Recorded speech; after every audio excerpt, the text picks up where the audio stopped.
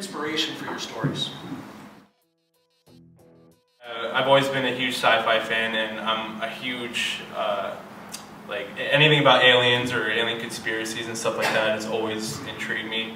And I thought having a story with an average Joe who finds out, like, that he's actually an alien and he's conflicted whether or not to side with his original people or the people that he's lived with his whole life. And I thought that was an interesting idea. And it started off as a short story that I wrote, and then at TFS, there's in the writing program, there's a short film class. So I turned the short story I wrote into the short film, and yeah. And then when I saw the video game opportunity come up, I thought it was perfect. So yeah. Most of our design ideas early on were for Mark of the Moon. We really wanted to make kind of an homage to old school shooters. We wanted something. We felt that the story that he had wrote was perfect for run and gun gameplay, fast paced. We'd have the superpowers in and all kinds of, we could add a bunch of different weapons that do all kinds of cool stuff.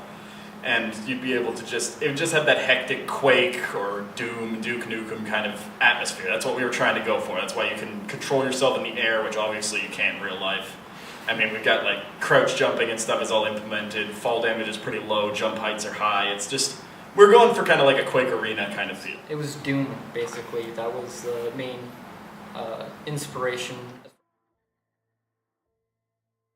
There were two main inspirations, because I'm a big sci-fi geek, and I've read or watched and played apocalypse games, movies, comics, and everything. So, obviously the big popular one right now is Walking Dead, which surprisingly isn't the main inspiration for this, but it was a book called The Road, which was turned into a movie, and that was the main feeling, because my favorite thing about that book and movie is that the characters have no names. They just kind of start, and you learn about their lives and everything as they're on this journey. Just like the writer said, we learn the game as we go. We learn the storyline of the characters. And we just really wanted to make the player feel some kind of emotional connection to the main character. That's why you slow down. You can barely even fight when you're in these phone calls because you're fighting with your memories at the time.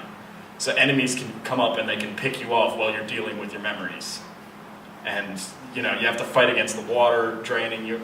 Basically, you just constantly, there's just a permanent ticking clock in that game, and everything you're doing is trying to give you just a few more seconds on that clock. A lot of the inspirations that I had was Silent Hill, specifically Shattered Memories, because you would get these phone calls that would have these flashbacks.